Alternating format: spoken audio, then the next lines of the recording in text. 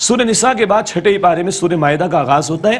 نفاذ شریعت اور اس کے لیے جد و جہد کی تاکید۔ اللہ نے شریعت سے پردے پڑھانے کے لیے نہیں دی، اللہ اس کا نفاذ چاہتا ہے۔ یہ موضوع اس صورت میں ہمارے سامنے آیا ہے۔ پہلا رکوع ہے سورۃ المائدہ کا، نیکی اور تقوی کے کام میں تعاون کرو۔ بڑا یونیورسل اور پیارا اصول دیا گیا، نیکی اور تقوی کے کاموں میں ایک دوسرے کے ساتھ تعاون کرو اور گناہ اور زیادتی کے کاموں میں ایک دوسرے کے ساتھ تعاون نہ کرو۔ رکو نمبر 2 ہے عدل کرو، یہی تقوی کے زیادہ قریب ہے۔ ہر حال میں عدل کی بات کرنے کا حکم، چاہے سامنے دشمن کا معاملہ کیوں نہ ہو، لیکن بات عدل کی کرنا یہی تقوی کے زیادہ قریب ہے۔ رکن نمبر 3 ہے سورہ مائدہ کا، عہد شکنی کی سزا، اللہ تعالیٰ کی طرف سے لعنت۔ ایک وعدے کا ذکر ہے جو بنی اسرائیل سے لیا گیا، نماز قائم کرنا، زکوٰۃ ادا کرنا، رسولوں پر ایمان لانا، ان کا ساتھ دینا، لیکن یہ عہد سے پھر گئے تو پھر اللہ تعالیٰ کی طرف سے ان پر لعنت کی گئی اور مختلف قسم کے عذابوں میں ان کو مبتلا کیا گیا۔ سورہ مائدہ کا رکن نمبر 4 ہے نفاذ شریعت کی جد و جہد سے اعراض کی شرمناک مثال۔ بنی اسرائیل کا وہ عہد کہ سموئیل نبی کے بعد کا دور ہے، جناب طالوت کے بعد کا دور ہے، حضرت موسیٰ علیہ السلام کے دور کی بات ہو رہی ہے، معاف کیجئے گا، پھر وہ بعد میں ہوا جناب طالوت کا معاملہ۔ ابھی تو کیا ہوا، جب موسیٰ علیہ السلام کو حکم ہوا کہ اپنی قوم سے کہیں کہ فلسطین کی طرف جائیں، قتال کریں، وہاں جو ہے وہ دین کے غلبے کی جد و جہد کریں، دین کو نافذ کریں۔ قوم نے صاف کہا فَاذْهَبْ أَنْتَ وَرَبُّكَ فَقَاتِلَا إِنَّا هَاهُنَا قَاعِدُونَ، اے موسیٰ آپ جائیے، آپ کا رب جا کے قتال کیجئے، ہم تو یہیں بیٹھ رہیں گے۔ انہوں نے انکار کیا اور اپنے پیغمبر کا ساتھ نہیں دیا۔ بدر کا موقع تھا، نبی پاک علیہ السلام کے صحابہ کرام نے عرض کیا یا رسول اللہ ہمیں موسیٰ کے ساتھیوں پر قیاس نہ کیجئے گا، آپ حکم دیجئے، ہمارے ذریعے اللہ آپ کو آنکھوں کی ٹھنڈک عطا فرمائے گا۔ رکو نمبر 5 ہے سورۃ المائدہ، قربانی متقیوں کی قبول ہوتی ہے۔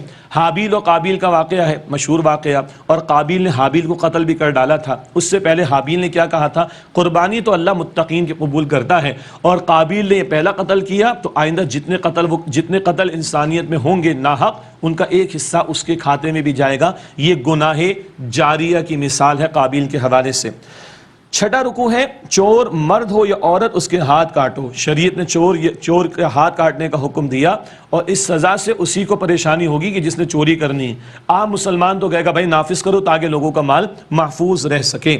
7واں رکوع ہے شریعت کے مطابق فیصلے نہ کرنے والے کافر، ظالم اور فاسق ہیں۔ اللہ اکبر، 3 فتاوی اللہ تعالیٰ کے یہاں پر ہیں۔ ہاں جی، اللہ تعالیٰ بھی فتوے کا لفظ استعمال کرتا ہے، اپنے سورہ نساء میں آتا ہے، جو لوگ اللہ کے نازل کردہ کلام کے مطابق فیصلے نہیں کرتے، شریعت کو نافذ نہیں کرتے، عملاً وہ کفر کر رہے ہیں، وہ ظلم یعنی شرک کر رہے ہیں، وہ فسق یعنی نافرمانی کر رہے ہیں۔ اللہ شریعت کا نفاذ چاہتا ہے۔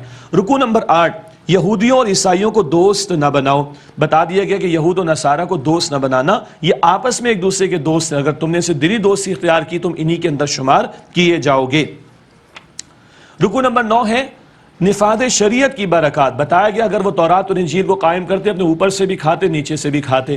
آج ویلڈ کتاب قرآن ہے، قرآن کے احکام کا نفاذ ہوگا، شریعت کے اجتماعی معاملات میں احکام کا نفاذ ہوگا، اللہ آسمان سے بھی برکت عطا فرمائے گا، اللہ زمین سے بھی برکت عطا فرمائے گا۔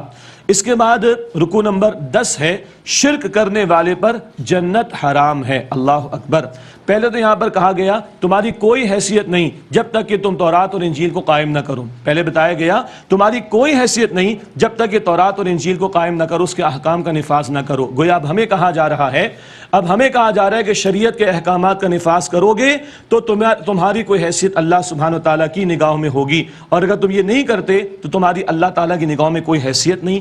اور یہ بھی اللہ سبحانہ و تعالیٰ نے بیان فرمایا کہ جس نے شرک کیا اس پر جنت کو حرام کر دیا گیا اور اس کا ٹھکانہ جہنم میں ہوگا۔ اللہ جہنم کی آگ سے ہم سب کی حفاظت فرمائے۔